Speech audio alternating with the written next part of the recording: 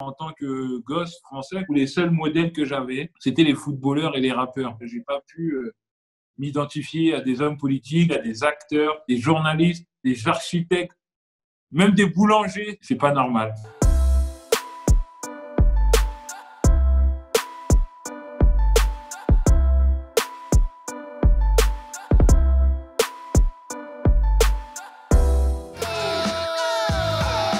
L'homme blanc doit comprendre que le Yabon Banania, c'est fini, c'est terminé. Mais t'as pas sorti les affaires de la machine du coup?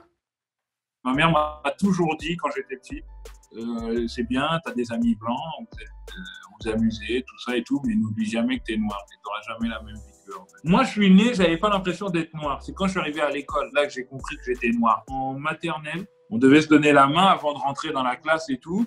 Et moi, pendant toute l'année, il y avait personne qui voulait me donner la main parce que j'étais noir.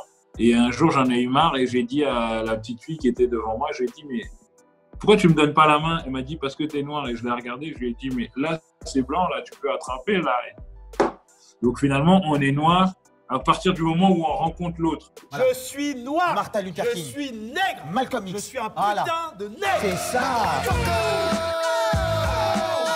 Il faut qu'on soit soudés, il faut qu'on soit là. Ta marche, c'est une initiative de dingue. Quelle marche?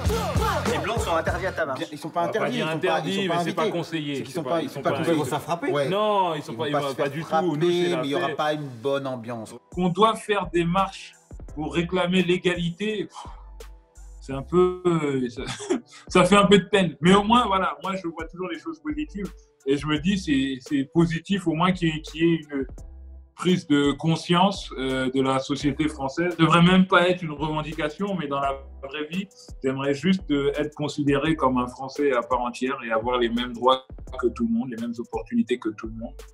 Un peu comme la sœur de Adama Traoré qui veut juste que la justice soit rendue comme elle serait rendue pour n'importe qui.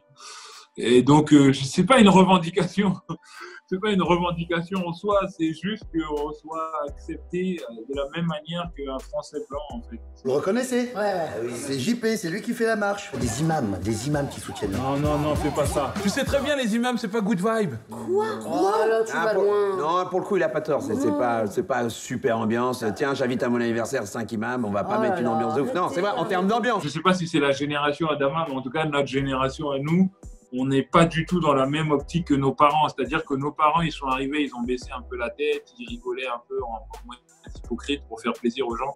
Nous, on n'a plus envie d'être hypocrite et on veut pas rigoler pour faire plaisir aux gens. On a envie d'être nous-mêmes et on a envie d'être accepté en tant que Français. Chaque noir a sa propre réalité et si on pouvait se percevoir comme des êtres humains, au lieu de se percevoir comme une couleur, je pense qu'on aurait évité beaucoup de problèmes. Ce qu'on veut, c'est juste pas que être noir ce soit une originalité, quoi. On veut juste être perçu comme n'importe qui, tout simplement.